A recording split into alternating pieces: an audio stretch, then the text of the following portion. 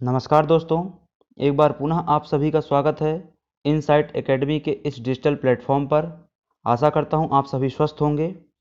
जैसा कि ये मध्य प्रदेश की ज्योग्राफी की जो लेक्चर सीरीज है, इसमें हमने अभी पिछले 3 वीडियोज में जो डिस्कस किया वो मध्य प्रदेश के वनों से संबंधित था। जिसमें हमने पहले वीडियो में मध्य प्रदेश में वनों की स्थिति के बारे में जाना, जिसमें हमने 2019 की वन रिपोर्ट के बारे में चर्चा की। दूसरे वीडियो में हमने मध्य प्रदेश में वनों का वर्गीकरण को देखा कि कैसे 4 आधारों पर मध्य प्रदेश में वनों को क्या किया गया है, वर्गीकृत किया गया है। प्रशासनिक आधार पर, प्रजाति के आधार पर, क्षेत्रीयता के आधार पर और आपका वनों में पाए जाने वाली उसके संख्या के आधार पर। ठीक है।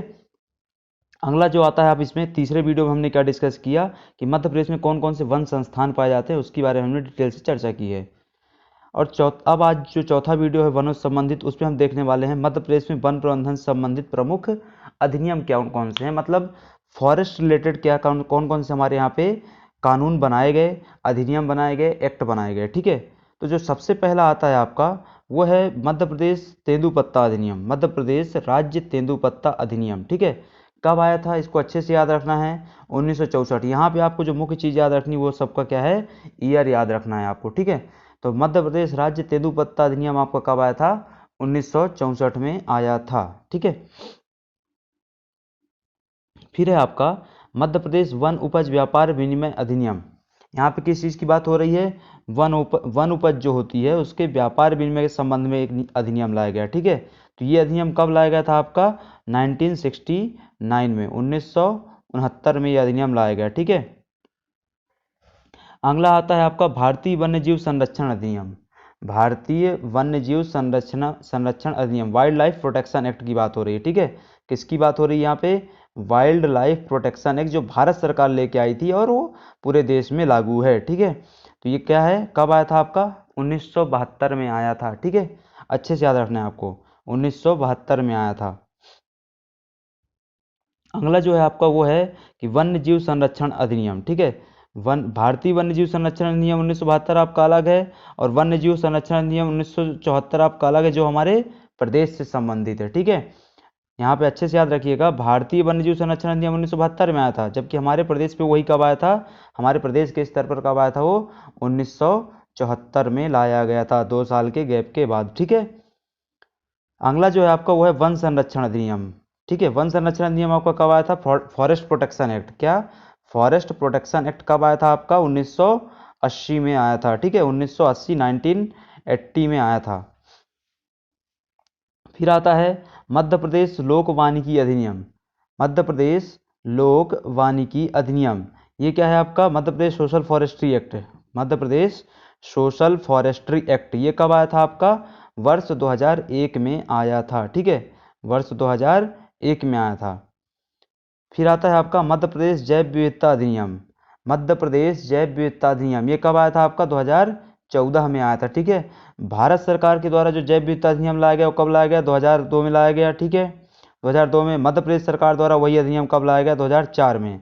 मध्य प्रदेश में जो जैव विविधता बोर्ड है उसका गठन कब किया गया था, 2005 में। ठीक है। मध्य प्रदेश में जैव विविधता बोर्ड का गठन कब किया गया था, 2005 में। और मध्य प्रदेश में जैव विविधता संबंधी जो विभाग है उसका गठन कब किया गया था, 2001 में। कब, 2001 में। ठीक है। आगे चलते हैं, मध्य प्रदेश राज्य जैव विविधता अधिनियम हो गया आपका। उसके बाद आता है आपका मध्य प्रदेश ग्राम वन अधिनियम, ये कब आया था आपका, 2015 में आया था। ठीक है। मध्य प्रदेश ग्राम वन अधिनियम कब आया था आपका, 2015 में आया था। तो ये क्या थे आपके पूरे मध्य प्रदेश के संबंध में जो वन से संबंधित अधिनियम हैं उनके बारे में हमने चर्चा की है। अब अगला आता है आपको कुछ अन्य तथ्य जो किससे संबंधित है, आपके फॉरेस्ट वाले सेक्शन से संबंधित है। ठीक है। तो इसमें जो आता है पहला वो है मध्य प्रदेश में कुल वन वृत्त कितने हैं या वन संभाग कितने हैं। जैसे हमारे प्रदेश में कुल संभाग कितने हैं, राजनीतिक तौर पर देखा जाए तो टोटल आपके कितने हैं, 10 संभाग हैं। अगर वनों के संबंधित संभाग की बात की जाए, वन वृत्तों की बात की जाए, तो कितनी संख्या उनकी, 16 है। ठीक है, 16। दूसरा है मध्य प्रदेश में वन मंडल कितने हैं। वन मंडल मतलब वन जिले कितने, जैसे हमारे प्रदेश में वन जिले कितने, राजनीतिक जिले कितने हो गए, 50 हो गए, तो वैसे यहाँ पे कितने हो जाता है, 62 हो जाता है। मध्य प्रदेश में वन मंडल कितने हो जाते हैं, वन जिले कितने हो जाते हैं, 62 हो जाते हैं। ठीक है। फिर है मध्य प्रदेश में उप वन मंडल कितने हैं? तो मध्य प्रदेश में उप वन मंडल 135 हैं, ठीक है। फिर है मध्य प्रदेश में वन ग्राम कितने हैं? तो मध्य प्रदेश में वन ग्राम, जैसे हमारे देश यहाँ पे मध्य प्रदेश में आपको ग्राम कितने मिल जाएंगे? लगभग 46,000 ग्राम मिलेंगे, ठीक है। वैसे यहाँ पे वन ग्राम कितने हैं? 925 वन ग्राम है, ठीक है। फिर है मध्य प्रदेश का सबसे बड़ा वन मंडल क्या है? सबसे बड़ा वन मंडल क्या है आपका? सबसे बड़ा वन जिला कौन सा है आपका? मंडला। सबसे बड़ा वन मंडल कौन सा है आपका? मंडला, ठीक है। फिर है मध्य प्रदेश में वनों का राष्ट्रीयकरण। इस तथ्य को अच्छे से याद रखना है। मध्य प्रदेश में वनों का राष्ट्रीयकरण कब हुआ था? 1970 में, ठीक है। मध्य प्रदेश में वनों का राष्ट्रीयकरण कब हुआ था? 1970 में, ठीक है। फिर दो फैक्ट आपको याद और अच्छे से याद रखने हैं कि तेंदुपत्ता का राष्ट्रीयकरण कब हुआ और साल का राष्ट्रीयकरण कब हुआ। तो तेंदुपत्ता का राष्ट्रीयकरण 1964 में हुआ था और साल का राष्ट्रीयकरण 1975 में हुआ था, ठीक है। तो इसको सिक्वेंसली याद कीजिए, 1964, 1970, ठीक है, और 1900 आपका 75। 1964 में आपका किसका हुआ? मध्य प्रदेश में वनों का राष्ट्रीयकरण हुआ। फिर 1970 में अलग से तेंदुपत्ता का राष्ट्रीयकरण किया गया और 1975 में साल वृक्ष का अलग से राष्ट्रीयकरण किया गया, ठीक है। फिर आता है सामाजिक वानिकी योजना को भी मध्य प्रदेश में शुरू किया गया, जो देश के स्तर पर थी, ठीक है। अगला फैक्ट है आपका कि मध्य प्रदेश में विश्व बैंक की सहायता से क्या चल रहा है? मध्य प्रदेश वानिकी परियोजना चल रही। कब से? 1995 से। मध्य प्रदेश में सामाजिक वानिकी परियोजना कब से चल रही है? 1995 से चल रही है। किसकी सहायता से चल रही है? तो विश्व बैंक की सहायता से चल रही है, ठीक है। अब आता है कि मध्य प्रदेश की जो पहली वन नीति थी वो कब आई थी? 1952 में आई थी। पहली वन नीति कब आई थी? 1952 में। और दूसरी वन नीति कब आई थी? 2005 में आई थी, ठीक है। फिर है साल बीज को 2016 में अंतर्राष्ट्रीयकृत बीज घोषित किया गया है। साल वृक्ष का जो बीज होता है, साल वृक्ष का जो सीड होता है, उसको क्या किया गया? अंतर्राष्ट्रीयकृत बीज घोषित किया गया। किस वर्ष में? 2016 में, ठीक है। फिर है लोक वानिकी परियोजना 2013 से पूरे प्रदेश में लागू की गई। अच्छे से याद रखिएगा, सामाजिक वानिकी परियोजना कब से लागू हुई? 1995 से, ठीक है। सामाजिक वानिकी परियोजना, मध्य प्रदेश वानिकी परियोजना 1995 से लागू हुई, वहीं लोक वानिकी 2013 से लागू हुई, ठीक है।